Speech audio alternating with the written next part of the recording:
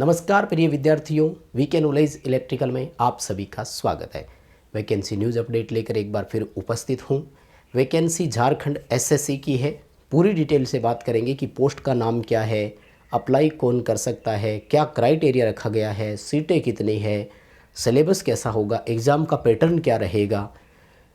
पूरी डिटेल एक एक पॉइंट आपके सामने रखेंगे। आई होप भर्ती से जुड़े हुए जितने भी आपके क्वेश्चन हैं, सारे सवालों के जवाब आपको इस वीडियो में मिल जाएंगे। सो कंप्लीट वीडियो लास्ट तक आप ज़रूर देखना, एक एक पॉइंट समझना। आपको चैनल से पहली बार जुड़े हैं तो चैनल सब्सक्राइब कर लीजिए, क्योंकि हम इसी तरह के अपडेट और न्यूज़ नोटिफिकेशन इस चैनल पर प्रोवाइड करवाते हैं। साथ ही डिस्क्रिप्शन में लिंक दिया हुआ है, जाइए हमारा टेलीग्राम ज्वाइन कर लीजिए, क्योंकि इस तरह के अपडेट सबसे पहले हम टेलीग्राम पर ही प्रोवाइड करवाते हैं। वीडियो बाद में बनाई जाती है, पहले टेलीग्राम पर प्रोवाइड करवाते हैं। साथ ही डिस्क्रिप्शन में दिए गए लिंक से जाकर के हमारा एंड्रॉयड ऐप डाउनलोड कीजिए। ऐप में हम हर Monday free practice test provide करवाते हैं, जो इसी तरह की भर्ती परीक्षाओं पर आधारित क्वेश्चंस होते हैं। आइए दोस्तों, इस वैकेंसी की बात कर लेते हैं। वैकेंसी है Jharkhand diploma level combined competition exam 2023। लेकिन आपको मैं बता दूं कि ये वैकेंसी लास्ट ईयर भी आई थी, तो ये री एडवर्टाइजमेंट है एक तरह से, क्योंकि बाद में वो वैकेंसी कैंसिल हो गई थी। तो फर्स्ट ऑफ ऑल मैं ये क्लियर कर दूं कि जिन बच्चों ने पिछले विज्ञापन के तहत फॉर्म अप्लाई कर दिया था, उन बच्चों को भी अब फिर से नया फ्रेश फॉर्म अप्लाई करना है। लेकिन आपको इसके लिए कोई फ़ीस पेमेंट नहीं करनी है। फ़ीस आपने लास्ट टाइम पेमेंट कर दी थी, तो वहाँ पर ऑप्शन आएगा कि क्या आपने पहले अप्लाई किया था, येस और नो करेंगे तो फिर वो कॉलम आपके जो है वो ओपन हो जाएंगे। नए बच्चों को किस तरह से अप्लाई करना है और क्या सीटें हैं, कितना क्राइटेरिया है, आइए इस पर एक नज़र हम डाल देते हैं। ठीक है, किन किन पदों पर वैकेंसी है वो तो आगे बात करेंगे, सारी डिटेल इसमें आ ही जाएगी। फॉर्म की फ़ीस देखो, सबसे पहले तो थोड़ी ब्राइटनेस कम कर दूँ, मुझे लगता है सही दिखेगा। ये देखो, फॉर्म की जो फ़ीस है ना, वो आपको 100 रुपये की देनी है, और ये अनरिजर्व, AWS और OBC वाले बच्चों के लिए है। बाकी झारखंड के जो SC ST के बच्चे हैं, उनको केवल मात्र 50 रुपये फ़ीस देनी है। तो मुझे लगता है फ़ीस कोई ज़्यादा नहीं है। ठीक है, मैं तो यही चाहूँगा कि हर भर्ती में ही ऐसा होना चाहिए।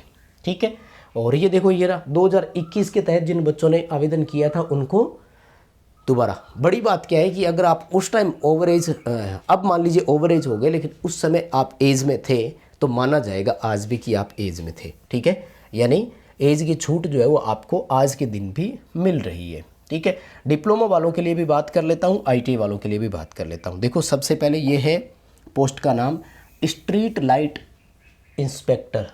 ठीक है, और इसकी जो टोटल सीटें हैं वो है 55। यहाँ इलेक्ट्रिशियन में ITI होना चाहिए। अनरिजर्व की 23 सीटें हैं, एक इसमें से फीमेल के लिए भी है, और ST के लिए 14 सीटें हैं, SC के लिए 5, स्पेशल बैकवर्ड कास्ट अगर है तो 5 सीटें हैं, और OBC के लिए 3, EWS के लिए 5। यानी इस तरह से टोटल 55 सीटों का यहाँ पर डिवाइडेशन किया गया है। उसके बाद में पाइपलाइन इंस्पेक्टर, यहाँ प्लम्बर में ITI किया हुआ होना चाहिए, प्लम्बिंग वाला बच्चा यहाँ भर सकेगा। यहाँ पर टोटल 16 सीटें हैं, जिसमें से अनरिजर्व की 7, ST SC 4 और 2, और SBC OBC और EWS की 1-1 सीट है। उसके बाद में डिप्लोमा अगर आपके पास है इलेक्ट्रिकल में, तो कनिष्ठ अभियंता, इंग्लिश में बोलते हैं जूनियर इंजीनियर, यहाँ है आपकी 46 सीटें, अनरिजर्व की 19 सीटें हैं। ऑल इंडिया से कोई भी अप्लाई कर सकता है, स्पेशल कोई आरक्षण नहीं है, स्पेशल कोई लैंग्वेज क्राइटेरिया नहीं रखा है। बहुत बड़ी बात है, हिंदी भाषी राज्य के अंतर्गत आता है झारखंड भी, तो आप भर सकेंगे। यानी अदर स्टेट वाले बच्चे अगर अप्लाई करना चाहें तो कर सकते हैं। 19 सीटों पर आपको कंपटीशन फाइट करने को मिल जाएगा। बाकी रिजर्व जो होती है वो तो स्टेट के बच्चों के लिए रिजर्व होती है, कोई बात नहीं, वो आरक्षण हमें चाहिए भी नहीं। ये 19 सीटें खुलम खुला मिल रही है, यही बहुत मानी जाती है अदर स्टेट के बच्चों के लिए, क्योंकि कुछ स्टेट तो ऐसे हैं ना जहाँ अनरिजर्व में भी प्रॉब्लम होती है, लैंग्वेज है, भाषा है ये। ठीक है, और भी है, सिविल वालों के लिए भी है, मैकेनिकल वालों के लिए भी है। यहाँ पर 51 सीटें मैकेनिकल वालों की है। ठीक है, हमने इलेक्ट्रिकल से जुड़े हुए हैं तो ज़्यादातर इलेक्ट्रिकल वाले बच्चों के लिए ही बात करते हैं, और ITI और डिप्लोमा दोनों का मैंने आपको बता दिया। वैसे आपको जो चाहिए वो आप पूरा पढ़ लेना। इलेक्ट्रिकल का कनिष्ठ अभियंता की 4 और भी है, ऊर्जा विभाग में अलग अलग है। ये पूरा नोटिफिकेशन आप पढ़ लेना, आपको इसमें सारी जानकारी जो है वो मिल ही जाएगी। और बड़ी इंपॉर्टेंट बात है वो मैं आपको और बता देता हूँ। चलिए, क्वालिफ़िकेशन का आ गया तो पहले क्वालिफ़िकेशन पर चर्चा कर लेते हैं। स्ट्रीट लाइट इंस्पेक्टर के लिए ग्रुप सी में रखा जाएगा। नॉन गजेटेड होते हैं, बिल्कुल कर्मचारी कहलाते हैं, अधिकारी कभी नहीं बनेंगे, एक्सेप्ट करनी चाहिए इस चीज़ को। पे मैट्रिक के लेवल 4 में आपको रखा जाएगा और 25,500 रुपये से आपकी बेसिक स्टार्ट होगी, जो 81,100 रुपये तक जा सकती है रिटायरमेंट के टाइम। यानी इनिशियल 25,500 भी ठीक है, क्योंकि अभी 42% डियरनेस अलाउंस है, डीए चल रहा है, महंगाई भत्ता, यानी लगभग आधी सैलरी इसमें और जुड़ जाती है। ये कैश इन हैंड आपकी लगभग 32-33 हज़ार के आसपास पहुंच जाती है। क्या किया हुआ होना चाहिए? इलेक्ट्रिकल ट्रेड में डिप्लोमा या आईटीआई किया हुआ होना चाहिए। यानी यहाँ पर डिप्लोमा वाला भी भर सकता है और आईटीआई वाला भी अप्लाई कर सकेगा, दोनों भर सकेंगे, ठीक है। और उसके बाद में देखो, जो इलेक्ट्रिकल का अभियंता वाला है, जूनियर इंजीनियर इलेक्ट्रिकल, लेवल 6 में रखा जाता है। 35,400 रुपये बेसिक है भाई। और इलेक्ट्रिकल में डिप्लोमा किया हुआ होना चाहिए और हायर क्वालिफिकेशन अगर किसी के पास है, लाइक बीटेक या बीई किया हुआ है, तो वो भी भर सकेगा। यानी यहाँ पॉलिटेक्निक और डिप्लोमा डिग्री दोनों आ गए और इंस्पेक्टर में आईटीआई और डिप्लोमा दोनों आ गए। यानी हायर क्वालिफिकेशन को इन्होंने साथ में लिया है। हालांकि हायर क्वालिफिकेशन का आपको एक्स्ट्रा कोई बेनिफिट नहीं मिलेगा, ठीक है। शैक्षणिक योग्यता कंप्लीट हो जानी चाहिए और अपीयरिंग अगर है तो नहीं भर सकेंगे, इतनी सी बात है बस, ठीक है। और स्पोर्ट्स कोटे का लाभ लेने के लिए गणना की बात कर रहा है। एज की गणना देखो कैसे करवा रहा है। इसमें 18 वर्ष से लेकर 37 वर्ष तक की एज है और ये है अनरिजर्व कैटेगरी वाले बच्चों के लिए।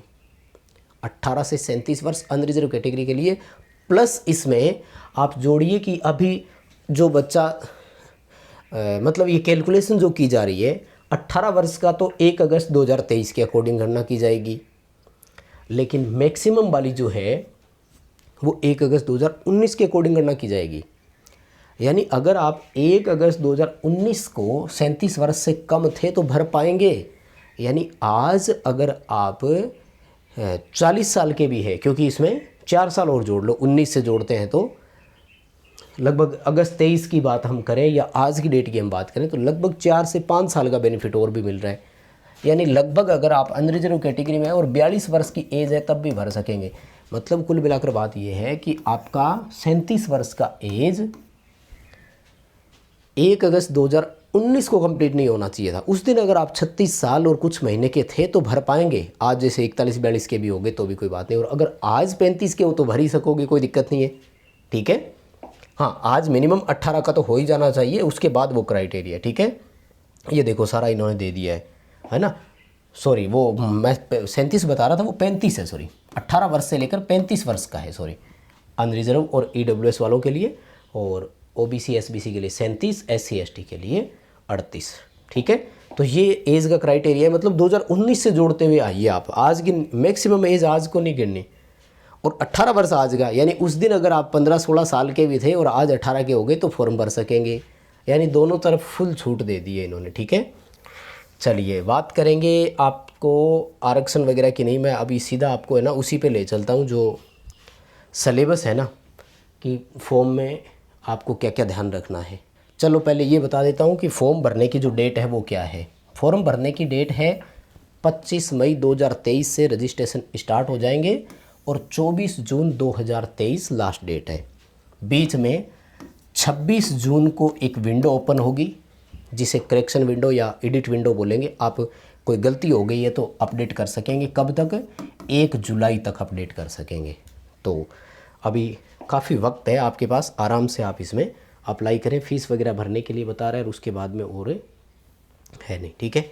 और अब बात कर लेते हैं सिलेक्शन प्रोसेस और एग्ज़ाम पैटर्न कैसा रहेगा। चलो ये देखो, आईटीआई वालों के लिए या डिप्लोमा वालों के लिए स्ट्रीट लाइट इंस्पेक्टर और पाइपलाइन इंस्पेक्टर जो है ना, उनके लिए क्या होगा। देखो, एक ही एग्ज़ाम लिया जाएगा, 180 क्वेश्चन होंगे, 3 घंटे का समय मिलेगा। 3 घंटे का समय यानी 180 ही मिनट मिलती है। बहुत ही अच्छी बात है। एक क्वेश्चन के लिए आपको 1 मिनट का समय मिल रहा है, मैं इसे शानदार मानता हूँ। 180 क्वेश्चन 180 मिनट के लिए रहेगा। सही क्वेश्चन के लिए आपको 3 नंबर मिलेंगे और 1 नंबर का नेगेटिव मार्किंग रहेगा। नेगेटिव मार्किंग भी है, ध्यान रखना। 3 नंबर एक क्वेश्चन का सही करने पर मिलेगा, 1 नंबर गलत करने पर काट लिया जाएगा और 3 घंटे का समय मिलेगा। जो 180 क्वेश्चन आएंगे इसमें से 120 क्वेश्चन तो होंगे पूरी तरह से टेक्निकल और 60 क्वेश्चन जो है वो होंगे आपके नॉन टेक्निकल के। नॉन टेक्निकल में क्या क्या आएगा? नॉन टेक्निकल में खूब सारा पार्ट इन्होंने जोड़ दिया, 5-6 पार्ट जोड़ दिए और मैं पूरी डिटेल से बताऊंगा आपको क्या क्या जोड़ा है। जो टेक्निकल का सिलेबस है पहले उस पर बात कर लेते हैं, थोड़ी एक नज़र डाल देते हैं, फिर आपको मैं पूरी डिटेल से वो सिलेबस और दिखाऊंगा। ये देखो दिख रहा होगा, ट्रेड से रिलेटेड जो है ना वो आएगा 120 क्वेश्चन का तो, और उसमें टॉपिक कौन कौन से दिए हैं ये देखो, आपको पूरे टॉपिक जो दिए हैं ये वाले, ठीक है।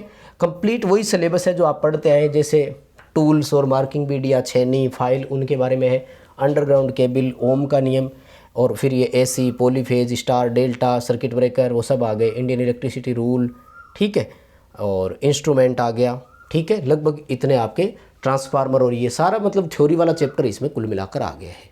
देखो नॉन टेक्निकल वाला जो है ना वो सबके लिए कॉमन है, ठीक है।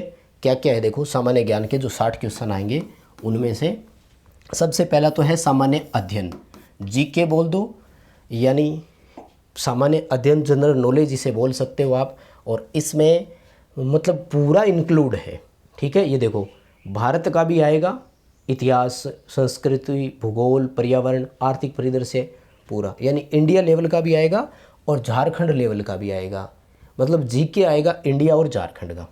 उसके बाद में सामान्य विज्ञान, जनरल विज्ञान भी आपकी आएगी, जिसमें देखो ये दिन प्रतिदिन अवलोकन, अनुभव पर आधारित विज्ञान, ठीक है, सामान्य, ठीक है, विज्ञान विषय का जो जनरल है उसके। उसके बाद में जनरल मैथ, यानी 10th लेवल की मैथ इसमें होगी, जिसमें देखो प्राइमरी, बीजगणित, ज्यामिति, त्रिकोणमिति, मतलब 10th लेवल की जो गणित है वो भी इसमें नॉन टेक में रहेगा।